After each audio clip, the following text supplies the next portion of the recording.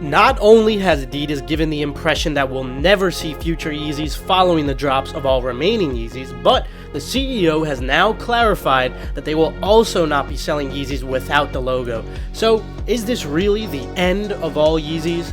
I don't think so.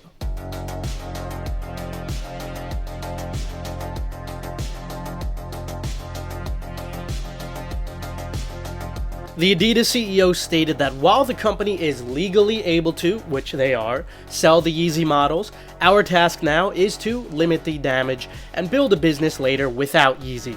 By limit damage, they mean sell the inventory that would otherwise have just been a pure loss. Now they can eliminate those would-be losses and even profit, considering they're only donating a significant portion to charity, not all of it. The CEO claims the Yeezy product is something that he created. He's the inventor of it, and we have been his partner. To take his designs and sell them off later, which we technically legally could do, is not part of our strategy.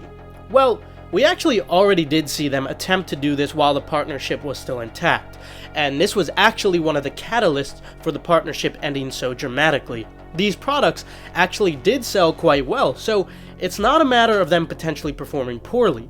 Instead, I think this could mean one of two things, or potentially even both of them. One possibility is that Adidas will never admit that these lookalikes are rip-offs from Yeezys, and they'll continue to sell them regardless because they're profitable. Another possibility is that they're publicly stating this as a negotiating tactic. Some attempt to demonstrate to Kanye that they're fully prepared to move on without him. But as anyone who has seen the details of Adidas' financials knows how important Yeezys are for their revenue, and who knows that most of all? Shareholders and board members. So maybe the CEO can make it seem like they're prepared to move on, but will the shareholders agree? At the end of the day, that's what matters. These numbers are quite literally impossible to ignore. Adidas Q2 earnings call reports that 85% of the brand's operating profits came from the remaining Yeezy inventory.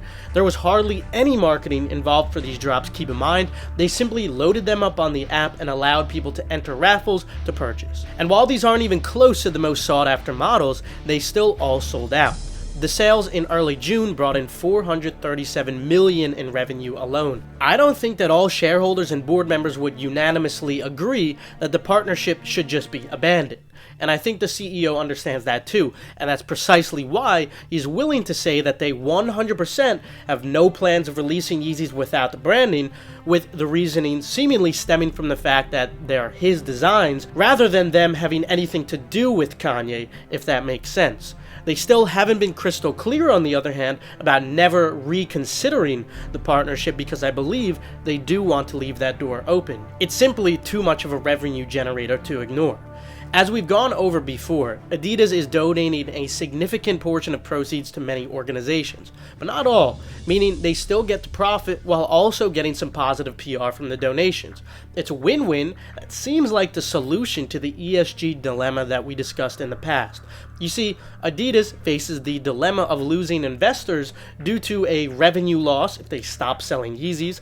On the other hand, they also risk losing ESG investors if they continue dropping Yeezys because it's bad for the ESG score, considering Kanye's controversy. But the fact that even a portion of proceeds could go to charity seems like the magic solution to this dilemma. I think Adidas is using this period of Yeezy restocks to test waters, seeing how both revenue is affected along with how their ESG score is impacted. So far, regardless of what source of rating you check, they all seem to indicate that Adidas is still relatively low risk for ESG. So that's one check.